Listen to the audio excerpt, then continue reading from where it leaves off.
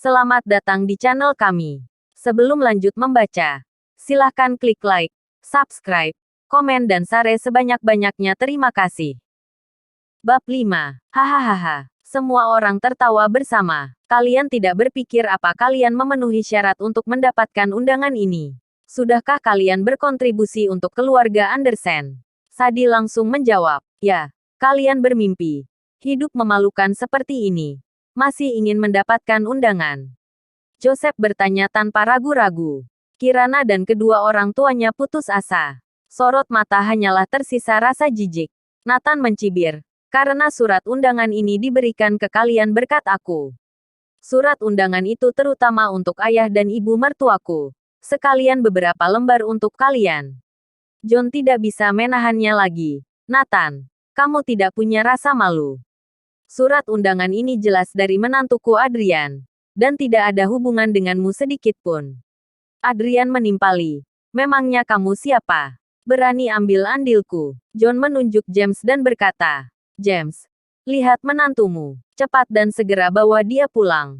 Jangan bawa dia ke perjamuan keluarga lagi. Kita tidak bisa dipermalukan terus oleh orang ini. Saat Nathan hendak mengatakan sesuatu, Kirana menghentikannya. Ikut denganku. Kirana tidak mau dipermalukan lagi. Sesampai di luar restoran, Kirana menangis terseduh-seduh. Nathan, aku mohon, jangan mempermalukanku lagi. Aku benar-benar tidak tahan lagi. Nathan menyeka air matanya dan bertanya, Kirana, apakah kamu ingin pergi ke pesta makan malam itu? Kirana berkata dengan marah, siapa yang tidak mau pergi? Apakah kamu tidak melihat mata orang tuaku? Tapi apa yang bisa kamu lakukan? Bisakah kamu mendapatkannya? Aku bisa. Nathan sangat yakin. Amarah Kirana kembali lagi. Dia berbalik badan dan hendak pergi. Kenapa kamu tidak percaya padaku? Kirana. Tanya Nathan. Kirana bertanya balik. Bagaimana kamu bisa membuatku mempercayaimu? Nathan tersenyum. Aku pasti akan membuatmu menghadiri pesta itu. Aku, Nathan, akan melakukan apa yang aku katakan. Kirana mengangguk. Oke. Aku akan mempercayaimu untuk terakhir kalinya. Jika kamu tidak bisa melakukannya, kita tidak saling kenal. Pegang kata-kataku. Kirana menyeka air matanya. Oke. Aku juga tidak hiraukan lagi. Tidak perlu harga diri lagi. Aku ingin melanjutkan acara makan malam keluarga ini. Dan aku akan memberitahu mereka semua bahwa suami aku juga bisa mendapatkan surat undangan untuk menghadiri pesta itu. Oke. Kamu masuk dulu. Aku mau menelepon. Setelah menekan telepon, Nathan berkata, Neville Ditman, beritahu Irfan bahwa aku akan menghadiri makan malam yang dia selenggarakan besok malam. Ah, Panglima, Anda setuju untuk menghadiri perjamuan itu? Baguslah. Atasan khawatir kamu tidak akan menyanggupi Irfan. Ya, aku ingin berpartisipasi. Tetapi beberapa orang sama sekali tidak boleh hadir. Panglima, aku mengerti. Segera aku atur. Kembali di restoran, Nathan melihat Kirana mengangkat kepalanya. Penuh percaya diri. Rupanya dia sudah angkat bicara. Semua mata tertuju pada Nathan.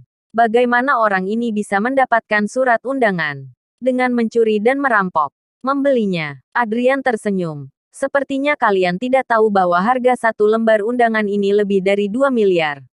Keluarga James masih berutang pada kakek 2 miliar. Jadi mereka membeli surat undangan dengan apa? Semua orang di keluarga Andersen berceloteh.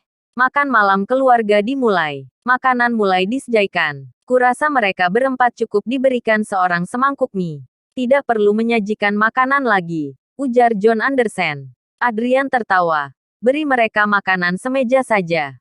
Kalau tidak, nanti kakek terlihat tidak baik kepada mereka. Baik. Keempat meja perjamuan saling bersulang. Suasana sangat ramai.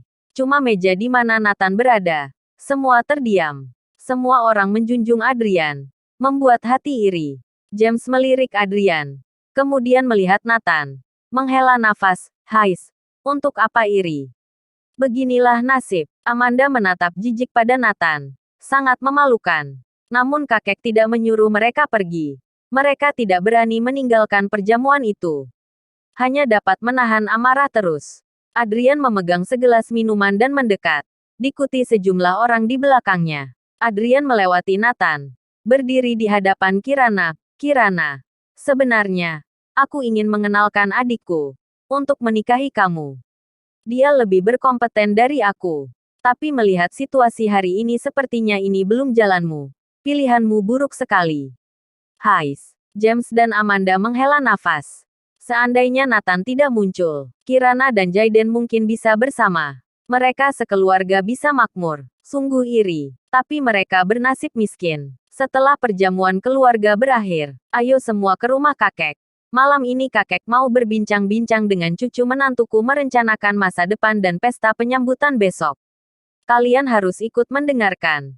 Bermanfaat bagi kalian semua. Terdengar arahan dari kakek. James dan Amanda menantikan petunjuk dari kakek.